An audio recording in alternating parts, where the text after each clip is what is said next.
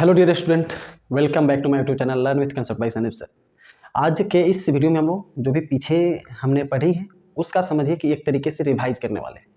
Revise in the sense, आज के इस वीडियो में हम लोग एनसीईआरटी में जो भी प्रकाश के परावर्तन यानी रिफ्लेक्शन ऑफ लाइट से रिलेटेड जो भी न्यूमेरिकल्स हैं उनको हम लोग इस वीडियो के द्वारा सॉल्व करने वाले हैं। और फिजिक्स कहने का मतलब ही होता है न्यूमेरिकल्स, यानी अगर फिजिक्स पढ़ने के बाद थ्योरी अगर आपसे न्यूमेरिकल्स बन जाती हैं मतलब आप जो भी टॉपिक पढ़े हैं उसको आप अच्छे तरीके से समझ चुके हैं। और अगर आपको लग रहा है कि आप बहुत अच्छे तरीके से सभी टॉपिक को समझ गए हैं लेकिन अगर आपसे न्यूमेरिकल नहीं बन पा रहा है, इसका मतलब कहीं ना कहीं आप जो सोच रहे हैं बिल्कुल गलत सोच रहे हैं, बोले तो कहीं ना कहीं आपका कंसेप्ट जो है अभी क्लियर नहीं हुआ है। तो इसी बात का आप लोग आज वेरिफिकेशन कर लेंगे इस वीडियो को देखने के बाद से। तो हम लोग एनसीईआरटी में जितने भी न्यूमेरिकल्स क्वेश्चन है उसको हम लोग आज सॉल्व करेंगे। हो सकता है कि एक ही वीडियो में समाप्त कर दें या हो सकता है इसको दो पार्ट में हम लोग अलग अलग से कवर करें। आइए हम लोग इस वीडियो को स्टार्ट करते हैं। सबसे पहला एक बहुत ईजी सा न्यूमेरिकल है कि एक गोलीय दर्पण की वक्रता त्रिज्या जो आपका 20 सेंटीमीटर है, इसकी फोकस दूरी क्या है। यहाँ पे एक गोलीय दर्पण दिया है जिसका वक्रता त्रिज्या मतलब जिसको हम लोग की आर से सूचित करते हैं, इसका वैल्यू आपको दे दिया है 20 सेंटीमीटर। यहाँ प्लस माइनस साइन का कोई बात नहीं किया गया, इसीलिए हम लोग भी प्लस माइनस साइन को बिल्कुल नहीं देखेंगे। अगर देखना भी चाहते थे आप प्लस साइन हो गया, आप लोग अंडरस्टैंड कर सकते हैं। और हमको कह रहा है इसका फोकस दूरी कितना होगा, एफ का वैल्यू निकालना है। हम लोग याद करेंगे एफ का फॉर्मूला पढ़े थे कभी, एफ इक्वल टू r/2। और इस तरीके से आर के वैल्यू को अगर हम रख लें 20 डिवाइडेड बाई 2, 20 में 2 से डिवाइड करेंगे तो आ जाएगा 10 सेंटीमीटर। यानी इसका मतलब इसका फोकस दूरी एफ का वैल्यू कितना आ जाएगा, 10 सेंटीमीटर आ जाएगा। ये आप देख सकते हैं बहुत इजी क्वेश्चन था। बस एफ का आर का वैल्यू दिया था, पुटिंग द वैल्यू, आर के वैल्यू को रख लिया और गेटिंग द रिजल्ट यानी एफ का वैल्यू को निकाल लिया।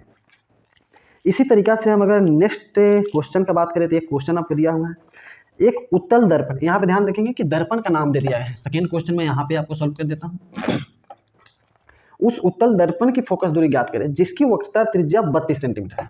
यहाँ पे भी वक्रता त्रिज्या ही दिया है आपका 32 सेंटीमीटर, लेकिन यहाँ पे जो पूछ रहा है एफ का वैल्यू, इसका फोकस दूरी कितना होगा, लेकिन यहाँ पे दर्पण दे दिया है उत्तल दर्पण। अब आप पूछेंगे इस दोनों क्वेश्चन में डिफरेंस क्या है। द डिफरेंस यह है कि जब यहाँ पे दर्पण का नाम दे दिया जाता है ना तो उसके साथ प्लस या माइनस साइन को भी आपको देखना होता है। चूंकि उत्तल दर्पण है तो आप याद करेंगे उत्तल दर्पण कुछ ऐसा हम लोग पढ़े थे। इसमें हम लोग देखते हैं कि जो भी प्रधान अक्ष के समानांतर लाइनें आती हैं दूसरी तरफ चली जाती हैं और पीछे बढ़ाने पे कहीं ना कहीं प्रिंसिपल एक्सिस को प्रधान अक्ष को क्या करते हैं, कट करती है। और इसी को हम लोग क्या बोलते हैं, फोकस बोले थे। और यहाँ पे जैसा कि आप जानते हैं दर्पण का ध्रुव होता है, ध्रुव से फोकस को मिलाएंगे तो ये जो लाइन है इसके लेंथ को हम लोग फोकस दूरी कहते हैं।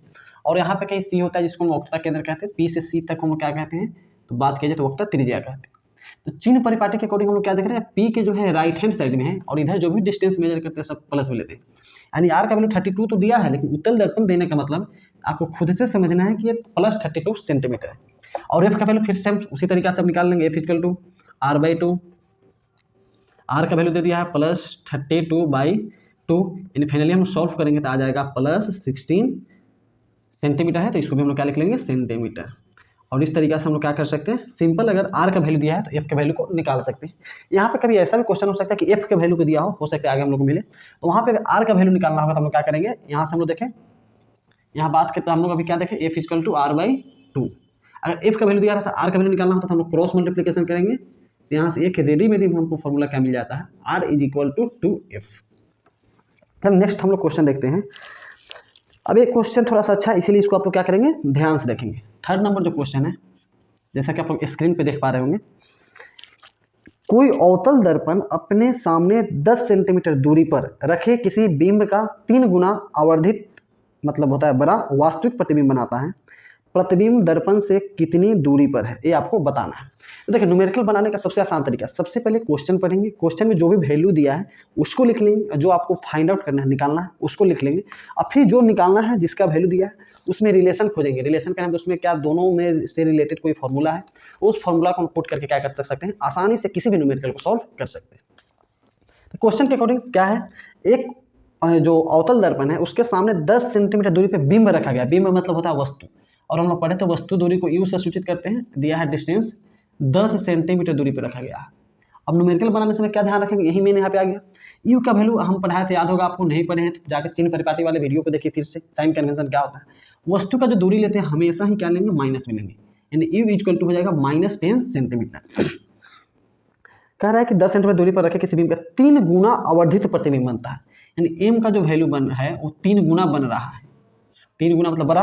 और इसके साथ साथ वास्तविक दे दिया है, वास्तविक जैसे ही देगा तो आपके दिमाग में आना चाहिए वस्तु ऊपर रहता है, प्रतिबिंब नीचे बनेगा। यानी m का वैल्यू जो होगा 3 तो शो कर रहा है कि साइज बड़ा है, 3 गुना है, लेकिन साइन क्या ले लेंगे तो माइनस ले लेंगे। माइनस साइन क्या शो कर रहा है कि प्रतिबिंब जो बन रहा है आपका वास्तविक बन रहा है।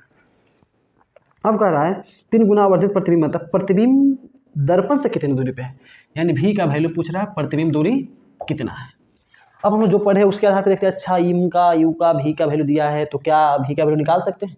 तो जैसे आप रिलेट करेंगे तो क्या लिखेंगे, याद आएगा आपको, अच्छा हम लोग पढ़े थे, क्या पढ़े थे, m is equal to minus v by U, यही ना पढ़े थे। अब क्या करेंगे, यहाँ पे u का वैल्यू हम लोग देख पा रहे हैं, m का वैल्यू देख पा रहे हैं, निकालना क्या है v का वैल्यू। 2 का वैल्यू जब इसमें से हम 3 अननोन वैल्यू है उसमें से 2 के वैल्यू को जब हम जानते हैं तो क्या दोनों के वैल्यू को रखेंगे तो तीसरा नहीं निकल जाएगा, आप कहेंगे बिल्कुल निकल जाएगा, तो रख लीजिए, क्या दिक्कत। m का वैल्यू रख लेंगे -3 is equal to minus v का वैल्यू हमको मालूम नहीं है, डिवाइडेड बाई u का वैल्यू यहाँ पर मानेंगे -10, माइनस से माइनस कट गया। अब v इक्वल टू फाइनली निकालेंगे तो क्या हो जाएगा आपका -3 सेंटीमीटर। इसका मतलब जो दर्पण से प्रतिबिंब बन रहा होगा कितना सेंटीमीटर पे, 3 सेंटीमीटर पे। अब फिर यहाँ पे भी माइनस साइन है, इसका मतलब क्या है, तो याद कीजिए दर्पण जहाँ पर आता है तो उसके सामने अगर प्रतिबिंब बनेगा, यानी वास्तविक प्रतिबिंब बनेगा, तो v का वैल्यू जो आता है क्या आता है, माइनस में आता है। इसका मतलब जो है v कहाँ पर रखा गया होगा, -3 सेंटीमीटर इसका प्रतिबिंब बन रहा होगा।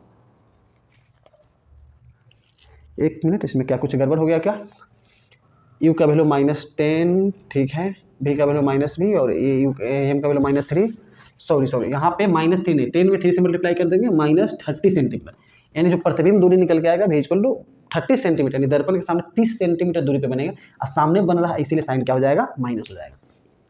तो इस वीडियो में हम लोग 3 न्यूमेरिकल्स को देखें, आसान सा न्यूमेरिकल्स था, लेकिन ये आसान सा न्यूमेरिकल्स ही आपके एग्जाम में भी पूछा जाता है, और इसी को ही अगर हम लोग ध्यान से नहीं देते थे हमको यही न्यूमेरिकल्स मुश्किल लगने लगती है, और अगर ध्यान से देखते हैं तो सभी ही न्यूमेरिकल्स एक्चुअली में आसान होती है। तो ये वीडियो आपको कैसा लगा, इसमें जो भी न्यूमेरिकल्स से बताया गया है, जो भी क्वेश्चन बताया गया है, ये आपको समझ में आया कि नहीं आया, इसको आप कमेंट के माध्यम से बता सकते हैं। ठीक है, थैंक यू।